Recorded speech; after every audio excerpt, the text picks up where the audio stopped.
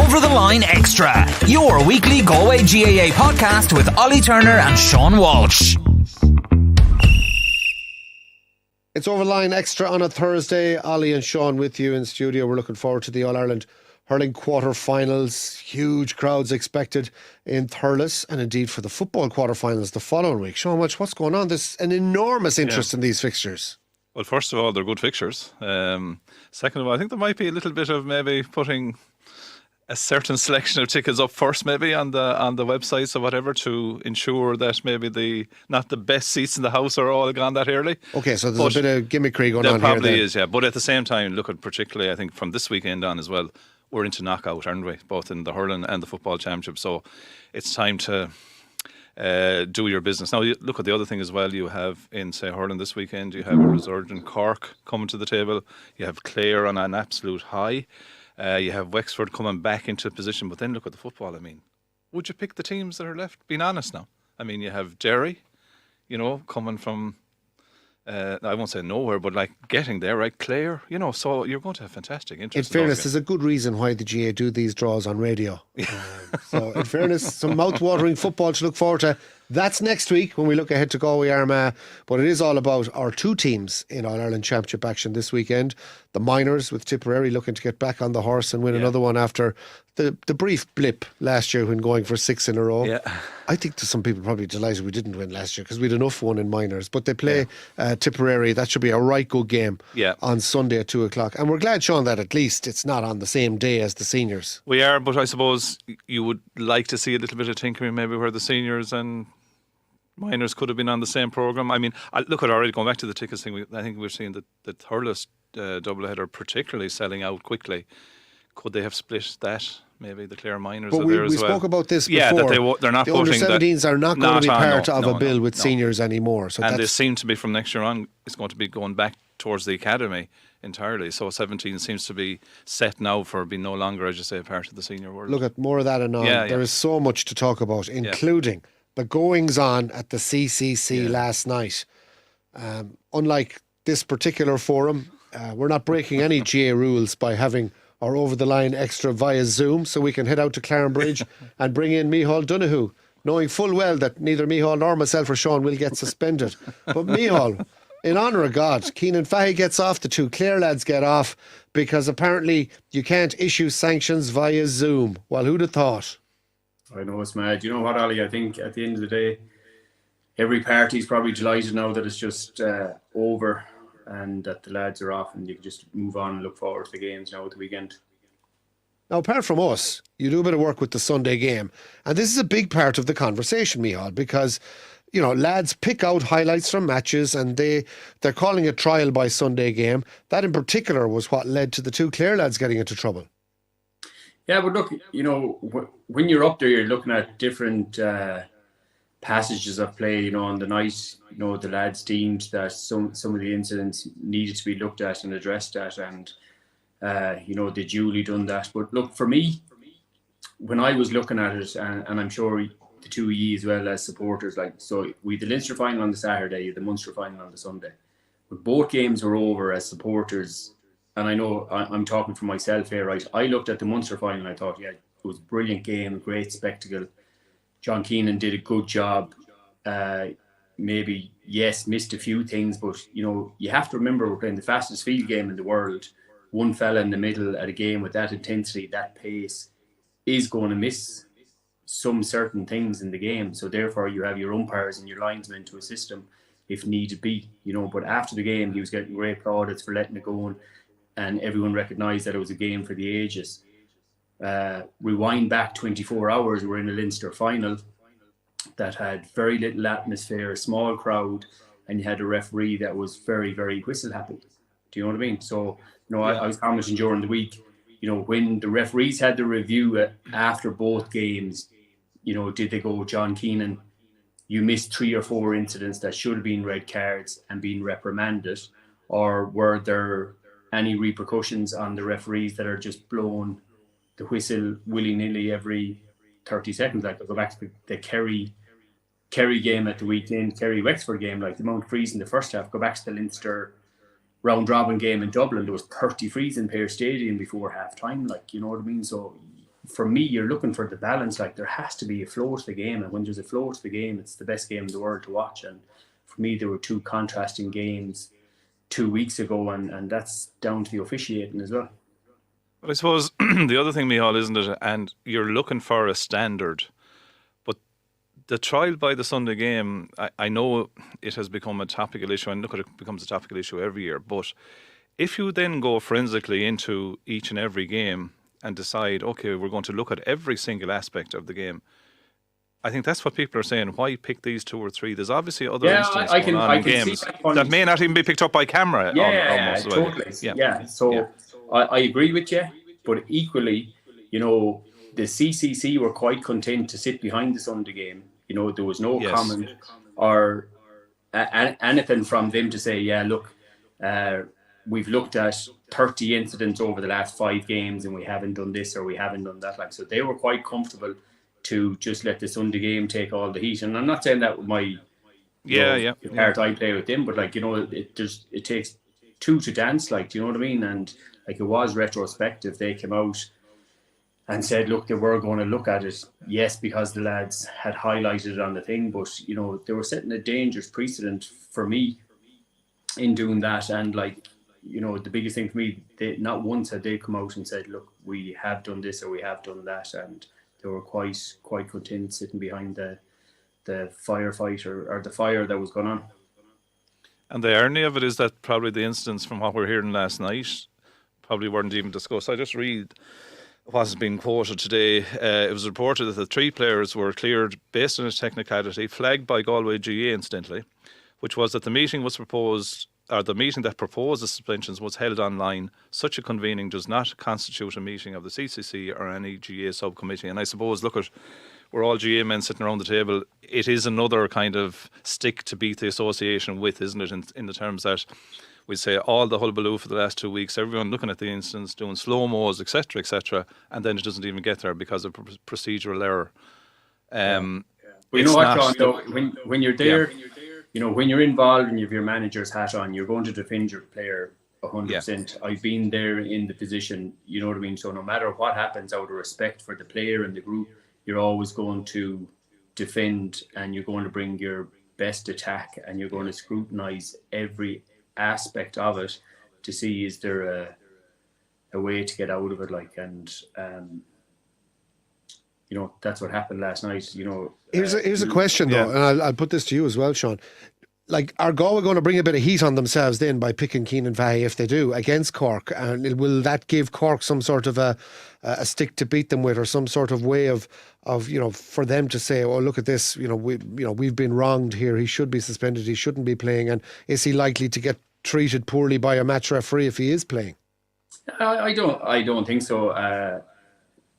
For me, if I was involved, that wouldn't really hugely concern me. Ollie, it's about getting our best 15 on the team and our best 15 on the pitch. If they deem Keenan is good enough to start, you know, he totally deserves to start the next day. And look, I think the prize at stake is going to outweigh any of that sideshow, if you like. You know what I mean? Everyone's just going to be focused on the result and trying to get into the semi-final 2 weeks after that.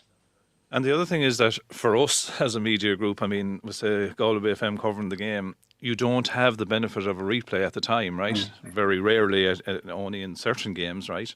And you kind of go with your gut instinct. And I suppose knowing Keenan Fahey, we know that he's not that type of player anyway. And it's amazing that ultimately in this one, I won't comment on the 2 Clare guys, obviously, but you're kind of saying that despite all the hullabaloo, probably he's not that type of a player. And that was the gut reaction you have at the time as well. Whereas when an incident like that happens, suddenly, you know, the match is over, Twitter is showing you, you know, slow-mos of all these incidents. The other aspect there is for a player in a situation like that, there's no fair trial, like, in the sense that it's nearly, you know, apart from the Sunday game, social media is now such a major player that everyone is making up their decisions and taking 1 millisecond out of a screenshot or something like that to prove their point. So it is hard as well for players to get a fair hearing almost, isn't it, in this world? No, it is, and you're so right, like, you know, and you have to look at, you know, you can go back to different incidents down through the years, you know, go back to Richie Hogan's one in the All-Ireland final, you know, but I think you hit the nail on the head, and we even discussed it the last day. You have to go on your first sighting of it. You have to go with your initial reaction or your gut reaction on it, because as I said, if you slow an incident down, you can always find something in it. And look, I worked with Keenan. I've seen him in club games. He's 100%. That is not in him. Do you know what I mean? Yeah. It was. I know it looked worse than it was, but if you slow it down and break it, you can say the player was moving away. It was this, it was that. But he's definitely 100% not that kind of player. It would be totally out of character for him. And as I said, he's just not kind of player. Well, the story is, at least as a happy ending, he's not going to miss out on an All-Ireland quarter-final. But probably had a tough 10 days. He's had a really rough time. Yeah. So, I mean, Micheal made the point at the start, Sean. Let's look, it's over now. Move on. And I think we should do the same and start talking about Galway Cork. I'm sure if this was a preview 2 months ago, you'd have been really confident in saying, after Cork struggled in the opening stage of the Munster Championship and Galway flying it, that definitely Galway by 5 or 6 points. We've a good enough record against Cork in recent times, Micheal, but won the last 4 out of 5 clashes. In terms of this particular fixture on Saturday, though, like how big a job is Henry to pick the lads up after the Leinster Final, or is it assumed that we can get a bounce back? Yeah, and 100%, Ollie, I expect we get a bounce back, and that's where the experience in the group really comes to the fore, and Henry as a player would have gone through that, I'm sure, on many occasions as well, where the performance wasn't great and you're immediately looking for a reaction the next day. And 100%, I've seen it with the lads in my time. If we had a bad performance, you will get a reaction, and I think if we get that positive reaction, and that for me is just down to work rate and attitude, aside all the tactics and where players might be playing and so on. But if you bring your work rate and attitude to the game and you're on top of that, the hurling will come easier when you're at that level. And I would expect a big reaction from Galway at the weekend.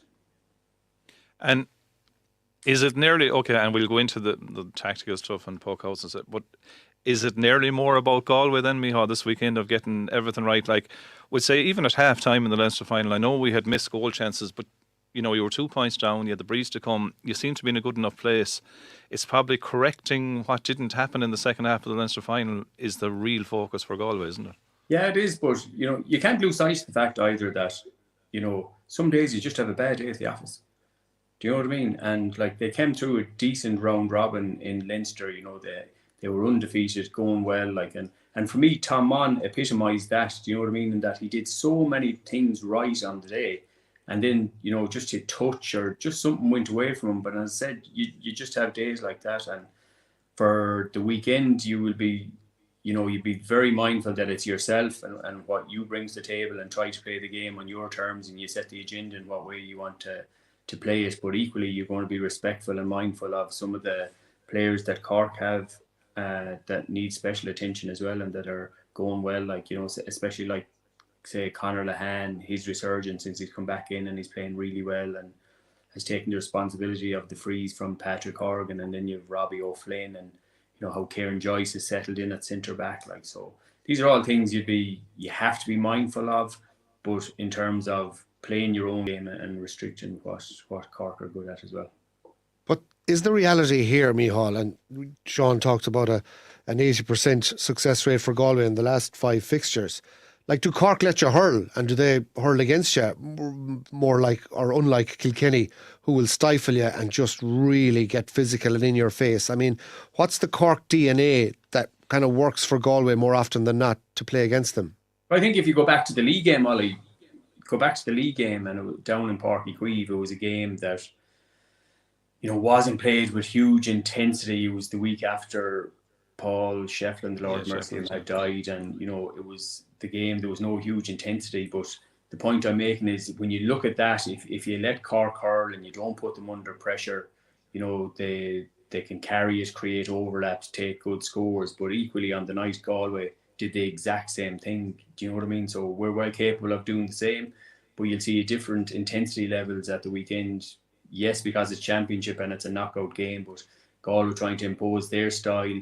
I'd imagine the middle third will be, huge physical contact, pushing up on their puck outs and getting on there, stopping the second ball and so on. But look, this is stuff that the lads will have seen and done before, and Cork will be trying to go through the lines as quick as they can and get a quick ball to the lads inside as well. So look, it's an intriguing game, but for me, it's both teams coming into it at 50-50. Like, you look at Cork, they had 2 poor games starting off in Munster. Like, they had to respond against Waterford or they were out of the championship. They duly got a good win, with some really good performances, and it can only take one performance to change the season for you. They went into the Tip game. They were Tip were 4 points up when Noel McGrath hit the post on the pinno. That would have put them 7 up.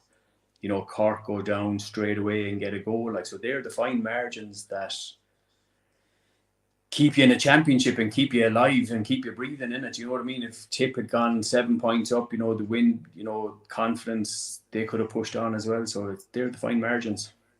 And the one thing I've noticed, Sean, as well in recent times is the goals are dictating games an awful lot more than they would have in the past. And they seem to be worth more than the 3 points. So, for instance, like Galway went for a couple of goals early on against Kilkenny and missed them. Yeah. And yet any one of those would probably have changed the energy of the game. Like, will Galway need to get more goals than Cork? Well, probably, but even on the goals, like, if you look, there's a few aspects to that. If Galway had taken, say, probably 1 or 2 of the goals in the first half, it may have won the Leinster Final. We'd be sitting here having a totally different conversation, saying that Galway would be playing an All-Ireland semi-final in 2 weeks with room for improvement, you would probably be saying, right? Whereas the narrative now is totally different. Now, even on the goals, the one thing looking at Galway, they've conceded 4 goals in 6 games, which is more than decent. Good, yeah. And then when you drill down, 3 of those came against Kilkenny in the first game in Fair Stadium.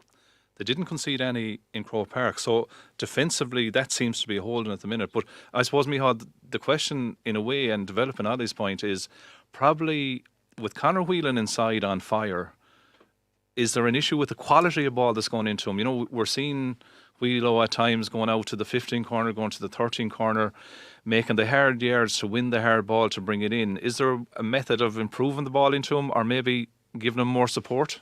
I think, look, it's hard, Sean, and it's easy said from from where we're sitting. Where we are, yeah. I seen it when I was standing there myself, so ideally you're trying to work the ball through the lines and get it to a point where you are delivering a killer ball to him. You're right, maybe some of the balls are coming from deeper, so therefore he's having to work extremely hard for it. And like, what was really evident for the last 6 or 7 minutes against Kilkenny, they knew he was the danger man. They knew he was going to be the target man, and Paddy Deegan had tucked in, and they just read the situation well. Where and then they went in, he was surrounded and didn't create the chances. So for me, it's probably trying to work the ball through the lines. Brian Concannon, we really need a big performance out of him. Like, his movement is second to none in the country in that inside line. He's brilliant inside, but we really need a big game from him as well, because if he can get going early, it just takes some of the pressure off Wheelo,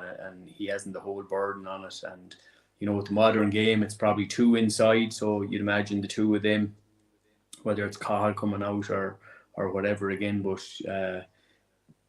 Wheelo needs more help and support in there. So hopefully Brian can step up the next day, like we know he can. Puckouts are another issue, aren't they, in the modern game? And I was just reading during the week some of the stats. Like, Conor Whelan, I think, is the 2nd highest puckout target in this year's championship from all the teams. Robbie O'Flynn from Cork is the 8th highest target for a puckout. Against Kilkenny, I think we just won over half our own puckouts. Had a bit of difficulty when we went long. But that whole puckout scenario, it's analysed me to death, isn't it? But I suppose the bottom line is, if you have the ball, you have the game, haven't you? Like, in terms of position. Yeah, no, big time. And I think you can say with Joseph Cooney, like, he was, being one of the top performers for Galway this year, and that's probably why he's gone back into the half-hour line in game starting there, or else during games. Like, it's just because of his aerial ability, and it's just so important. Like, the game really has gone on puckouts. It's about retaining possession and building from there, and that's why you can see the teams that do retain position. Like, I was watching the Cork Antrim game the last day. I think it was on the 28th minute was the first time Cork went long in the game.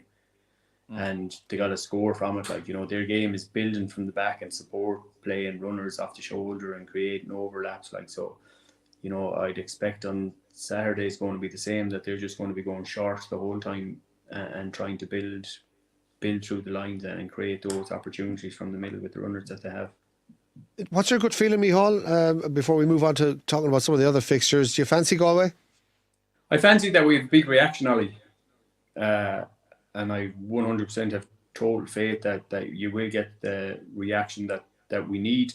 And I think if we do, we have the hurlers, we have to step it up. I think it'll probably be the first game this year that there will be a crowd. Like, I'd imagine the stadium could be nearly full, even for our game as well. Like, do you know what I mean? So there'll be a great atmosphere that'll help, I think, with everything.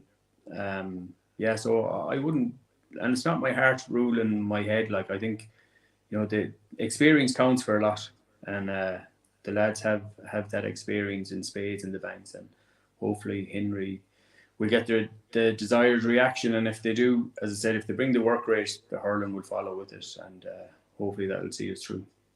And I think a lot of people, Sean, as well, will be very eager to see if Clare can maintain their level. I don't think they have to kind of bounce back as much as Galway do, just kind of maintain that level. But can they do it, is the question. Well, you see, I suppose, and Micheal will understand that the hardest thing for Clare now is that they've, as I said last week, Clare and Galway are in the same position. They're both in the quarterfinals this weekend, but they're coming in, it seems, from two different planets almost. Galway, beaten, didn't play well, didn't perform. What do you do now? Clare beaten, but, went very well. Toe-to-toe with the Invincibles, Tony Kelly, outstanding, all that.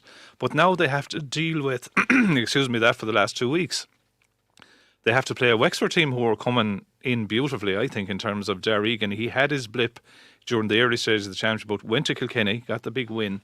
And now Micheal, I suppose, he'd be looking at this perfectly in the sense that all the pressure's on Clare, and he comes to Thurles on Saturday in a good place. Yeah, it's been very mixed for them, Sean, and the Kilkenny game probably the turning point for them. But I suppose more crucially for them, and like any team, you want your big players on the pitch and performing. And over the last few games, they've had Lee Chin, and you have to say that like he's been brilliant over the last few games and been a real leader for them. And he's reverted maybe to having him inside with Conor McDonald. So the two of them are a huge handful in the full forward line. And Rory O'Connor, who probably the best player in the league. If he's on form outside, like, he's going to take some marking because he is everything the modern day hurler has. But for me, I've just been lucky. I've seen Clare over the last 2 or 3 years. I go back to 2018, like they had a brilliant year that year. For me, they have an unbelievable squad, and it's probably, any of us looking from the outside recognise the ability that's in the squad. And I think that was really evident for the Waterford game. Like, Waterford were under pressure going to Ennis to win the game, and people were questioning Brian, should he have made the changes, should he have rested fellas? Like, he made 7 or 8 changes, and I was at the game, it made absolutely no difference from start to finish. They absolutely dominated the game, and the confidence they would take out of that game alone going into the Munster final. They had a brilliant performance. Yes, they will be disappointed not to win, but as Ollie said there, I don't think they lost anything in defeat. And for me, they have, as I said, a brilliant squad. They have serious momentum behind them. They'll have a huge crowd. And for me, it's clear they'll win that one. It's a proper doubleheader, isn't it? It is, yeah. There was some guy on our championship preview that did talk up Clare a good bit, even coming out of Munster. I can't remember his name now that night. Well, in fairness to him, he's been proven incorrect, unlike the Clareman who was on the panel, who played things down. So, how are you, Jamesy? Micheal can rest assured that they have a serious squad, lads. They have an absolute. Tony Kelly, who's and the best hurler in the country. Who's hurling out of his skin. Like, he's just an absolute joy to watch. And Hayes and Duggan are back now. Like, we are getting one back, but they're getting two. And Rory Hayes, in fairness to him, has probably been the corner. When you think of the caliber of cornerbacks that's out there, like, he's probably up there. Peter Duggan this year has just given them a totally different dimension with his physicality, and they have the option of going long if needs be. But like, he's a seriously skillful hurler as well, and well able to take a score. So they're in really good form, and they have a lot of momentum with them. Before we finish, lads, we better talk about the minors. Yeah. And the lads are looking at an All-Ireland semi-final against Tipperary. I mean, is this the final, Sean, or can I say that? Well, I think the one thing we're seeing in this year's championship at minor level across both the football and hurling is you can't predict. Isn't there a lot of unevenness in results? I mean, we saw in the football, for instance, Kerry and Cork doing each other, and then huge turnarounds. Yeah. Right? We said the Galway minors against Clare, very impressive in that the right first day out, which is the hardest thing to do. The Laois game then was a lot more difficult. So I think, Micheal, this is a game that the only thing is they've got the week or the 2 weeks kind of break. They've got an idea now with their first 2 games, and I'd say Fergal will be happy enough coming into this game now, Micheal. Yeah, and look, they're motoring well. I touch on a bigger picture at the minute. Like, is it totally unfair that when they played Clare and Athenry, that was Clare's 5th or 6th game for Galway going into their first game? Like, so, something has to be addressed there. That it's an equal playing field for all the young fellas, and in the manner they won the game, how quick they started. Fergal and all the management deserve brilliant credit how they had prepared the lads, like, because they were absolutely outstanding in that game. And in Laois, down there was really tough, and what it was a huge learning experience for the lads, in that Laois playing with 2 sweepers, so it was that was a game that they really had to hurl through and hurl with your head, as they say, and use the ball really well, and they took out a great win there, and Derek Fahey made a few great saves and kept them in it. Like, so look, they're in a great position, Sean. I'd have big interest obviously with the Clarenbridge connection there and seeing the lads there. So like, the caliber of hurlers that are on that minor team are exceptional. Like, and for anyone that hasn't seen them this year, like, it's on in Limerick. It's only an hour down the road. Go and support them, because it's going to be great viewing just to see the up and coming talent that we have here in Galway. And he's also given us, Ollie, the topic. At some stage, we're going to have to go after it. As he said, Clare playing 5 or 6 minor games, Galway only playing 1. Contrast that then with the Galway under-20 hurlers and footballers. But I was delighted to see Brian Wheelahan coming out during the week making a mockery of this rule that sees the under-20 players not being able to play with the under-20s if they've played senior. And I think that whole debate, lads, has to happen. It's unbelievable, Micheal. There's some mad stuff going on in the GAA at the moment. It is, yeah, Ollie. But like, some of it, you're half saying, is it just on a Galway thing? Like, do you know what I mean? Because it's not. It's incomprehensible, some of the stuff. Like, we cannot forget that we're talking about young fellas, about developing them and bringing them on and trying to get them through to play senior. That's the biggest thing. Like, but as Sean said, our under-20s who won the minor, 2 minors, brilliant players, get 1 game. Lose it in extra time. Don't have 2 of their better players. And look at the footballers the same way. Same thing for. And Donald Farter is on Monday night on Over the Line with Jerry Murphy. I'm sure he'll get into real detail about. And I was down there that shambolic day where they played a match in a storm that should never have been played. Outside the dome. If you look at what Ducky has done, what he's achieved in his managerial career over the last number of years, right? The natural progression for him is to try and keep going. Do you know what I mean? He went from the minor up to the 20s and then have 1 game. And likewise Brian Henley as well. And Brian. These guys, equally brilliant. But like, it's totally unfair. Like, totally unfair. Well, so as you said, that's at some stage the county will probably have to take a stance on it and see where we go. Yeah. And start standing up for themselves, as you rightly say, and even if it means using the senior team in Leinster as leverage, then maybe that's the way to go. That's for again, Micheal, thanks a million again for joining us. We've got so much action to look forward to. I know you're going to be with Sean on Saturday for that 1:45 game in Thurles. Really looking forward to that. It's going to be a belter of a game. Weather good as well, so I think that will help with the pace and the flow of the game, and we should be in for a cracking game between 2 right good hurling teams. And don't forget as well that Cyril Farrell and Niall will be on duty on Sunday for the minors. Looking forward to that one as well, Sean. Yeah, and look at some of the players this Ireland Island, and Micheal knows him inside out. He looks the business, but defensively, the one thing for Killian Trayers and Jack Lonergan playing both codes, it's a huge workload. And again, I think that's something that needs to be looked at in terms of they're still only 16 and 17-year-olds. Does it all need to be pushed into this hugely short period of time? But anyway, look at.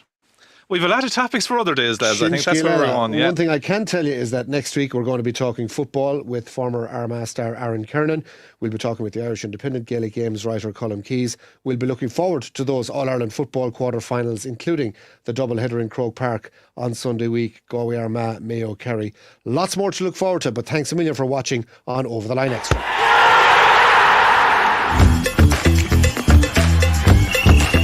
Over the Line Extra, your weekly Galway GAA podcast with Ollie Turner and Sean Walsh.